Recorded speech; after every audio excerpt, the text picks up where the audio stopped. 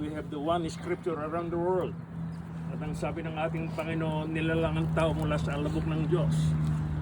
Mula sa alabok ng lupa sa magitan ng ating Panginoong Diyos. At siyempre, kung walang nilalang ng tao, ang mundo ay puro alikabok. Pero naglalang ang Diyos ng tao mula sa alikabok. From the dust. And since from the dust, pag kinuha ng Panginoon yung hininga ng buhay, the breath of life will come back to God, and the dust will come back to dust. Kaya this is the reality of life. Ngayon, we are here to have faith in God. At ang ating pag-asa lamang ay ang pagbabalik ng Panginoon according to His promise. Kaya tayong mga naulila, nakakaramdam ng kalungkutan, ito'y pangsamantala lamang, is just a few days, a few months, or a few years.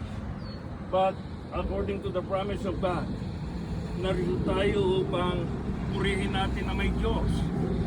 Na kung walang Diyos sa paniniwala ng iba, ang mga namatay ay mananatili lamang dito sa mundong paikot-ikot.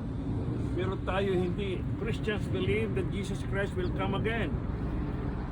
At sa kanyang pagbabalik, yun ang pag-asa. That is the hope of those people who are temporarily na namamahinga, they are sleeping.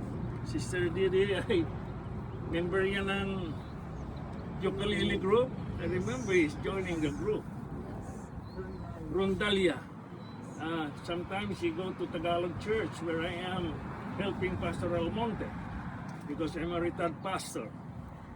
And lots of people, I know, they all love to praise God and worship the Lord. So this morning, narito tayo upang bigyan natin ng pagpaparangal at paggalang pagluhati ang ating Diyos na ang mga nilalang niya ihahatid natin sa huling hantungan sapagkat sila'y mga mahal natin. Ang buhay natin ay ang Diyos lamang ang may hawak. Isang araw, merong isang kabataang lumapit sa hari. Ang sabi niya, alam ko kayong hari ay matalino. You are a wise king. Pero may dala-dala akong isang maliit na ibon sa aking kamay.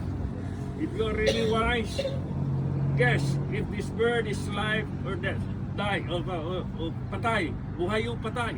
Pag sinabi ng hari na yung ibon ay buhay, pipisilin niya. Ipakikita sa hari patay. Talong hari. Pag sinabi naman ng hari, when the king say, the bird is dead, pakakawalan niya ang ibon. So talo rin ang hari. So hindi alam ng hari, the king does know the answer. Pero alam natin ang sagot, pag ang tao ay namatay, the question is, mabubuhay pa kaya siya? Ang sagot ng Biblia, mabubuhay pa. Sabagat ang ating Panginoon ang pagkabuhay na maguli. Because we have Lord, He was resurrected from the dead. After He was buried and He died on the cross. He was buried and after 3 days, the Lord was resurrected, right? Nabuhay na maguli. At ang ating Panginoon ay nasa langit. And the promise is He will come again. At sa kanyang pagbabalik, there is the time na magigising ang lahat ng natutulog. This is just sleeping. They're just sleeping, those Christians, kasama si Sister Didi. At sa umagang ito, ang sabi ng Santong Aklat, ang sabi ng Biblia, at ang alabok ay mauwi sa lupa gaya ng una. At ang Diyos ay babalik mula sa langit at ang bibigay sa kanya ng buhay. So, ang Diyos ay babalik na galing sa langit at bibigyan muli ng buhay.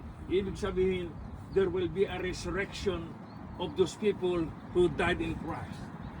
Minamahal ko mga kaibigan, mga kapatid at mga naulila, ito lamang ang ating pong pag-asa. Tayong nangabubuhay, dalangin nating pagdating ng Panginoon, sana buhay pa tayo. Pero huwag kayong mga lupaypay o mawala ng pag-asa sapagkat sila'y natutulog lamang. Natutulog lamang ang ating mga kapatid na namatay kay Kristo. Sapagkat bago dalhin ng Panginoon mga banal, sila'y gigisingin at hindi tayo mauna sa kanila sapagkat sila'y binuhay ng ating Panginoon. That's the promise.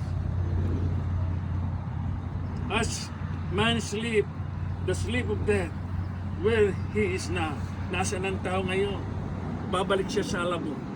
Pero ang Diyos, pag dumating ang kanyang panahon ng pagbabalik mula sa langit, mabubuhay ang mga nasa libingan, lalo na yaong mga namatay at tinanggap si Kristo bilang kanilang tagapagligtas.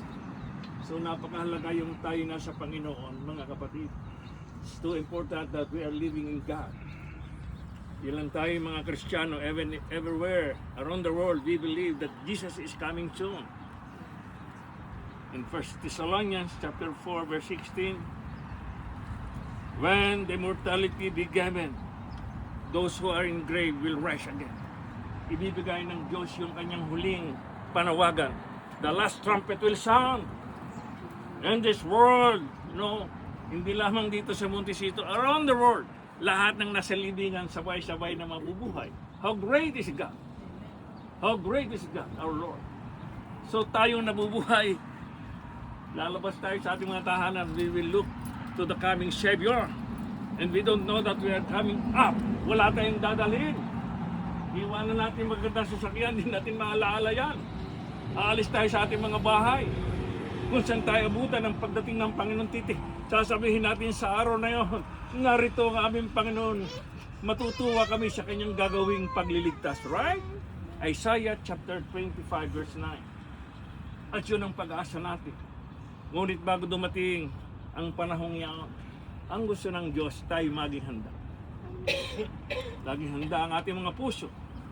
Maging handa ang ating mga puso sa kasabikan ng pagbabalik ng ating Panginoon. Ito lamang ating pag-asa kung gusto nating makita si Sister Didi. Kapag hindi tayo maging tapat sa ating Diyos, sa huling panahon pagbubukurin ng Panginoon ang mga tao. Tutulad sa mga tupa, sa kanyang kanan ang mga tupa, sa kanyang kaliwa mga kambing. At ang mga tupa ay kakatawan sa bayan ng Diyos. At ang plano ng Diyos, dadaling tayo sa lugar na wala ng kamatayan. In heaven, there is no death. In heaven, there is no mourning. Wala nang mga luhang papatak sa ating mga mata. Wala nang kahirapan. No hardship. At tayo, ang wika, ay mabubuhay magpakailanman masaya. Kaya ngayon, minamahal ko mga kapatid, ang tagubilin ng ating Panginoon. Patuloy tayong magtiwala at manampalataya sa katotohanan. Manatili tayong tapat sa pangako na ibinigay sa atin ng Diyos. Amen. Kung gusto nating makita ang minamahal nating kaibigan, kapatid at magulang at mahal sa buhay, maging tapat tayo sa ating Diyos. Amen. At ito ang aking panambitan bago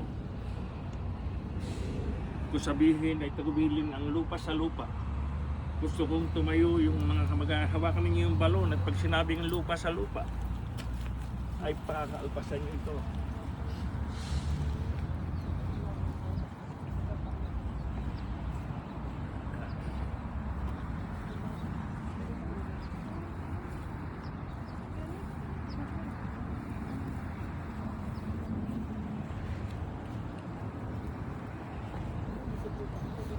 Ito na lang, ayan mo kasi may i-post ko ito.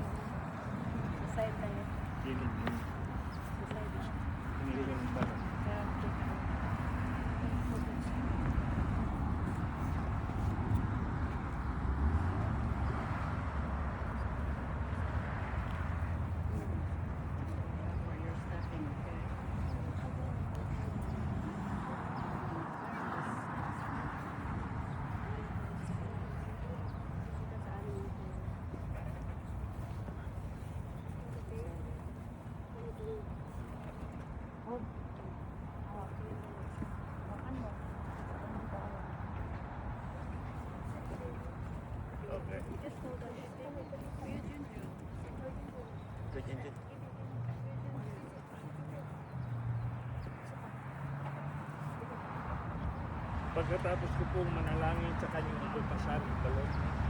Okay. Yayamang ang Diyos sa kanyang walang hanggang pag-ibig at karunungan ay pinagpapahinga sa pagtulog ng kamatayan ng ating minamahal na ina, kapatid at magulang na babae kay Kristo. Ay kinagagalak namin ang kanyang katawan at ibinibigay nilalagak sa hukay na ito hanggang sa pagbabalik ng aming Panginoon. Lupa sa lupa, abo sa abo, alabok sa isang tiyak na pag-asa ng pagkabuhay na mabuli na bilang sa walang hanggang buhay na nga kay Kristo Jesus na aming Panginoon, na sa kanyang ikalawang pagbabalik ay muling babaguhin ang katawan ito na walang kamatayan at kasiraan. Minamahal mga kapatid, mga magulang at mga naulila, ang pagkabuhay na maguli at pag-asa ay ibibigay natin sa ating Panginoon. Tayo po'y manalangin. Dakilang Ama na makapangyarihan sa lahat, nilalagak po namin ngayon ang minamahal naming kapatid. Narito ngayon na siya ay inyong tanggapin, ibigay sa kanya ang pagkabuhay na maguli at babalik siya sa lupa, alabok sa alabok. Ngunit may pag-asa kami sa inyong pangako na pagdating ninyo ay ibabangon muli ang aming minamahal magulang at kapatid na ito at dadalhin sa inyong kaharian, makakasama ng kanyang mga anak, mga mahal sa buhay at mga kapatid, mga kamag-anak na narito. Kaya amang banal, tanggapin niyo po siya sa inyong banal na kamay at sinapupunan. Isulat ang kanyang pangalan sa aklat ng buhay. Patuloy siyang ingatan ng mga piling banal ng ilang dakong ito sa araw at gabi hanggang sa pagbubukang liwayway at pagbabalik ng aming Panginoon. Salamat amang banal sa inyong pangako. Salamat sa pag-asang ito na ibinigay niyo sa amin. Ito po ang aking dalangin, alang-alang sa pangalan ng Ama, ng Anak at ng Espiritu Santo. Amen.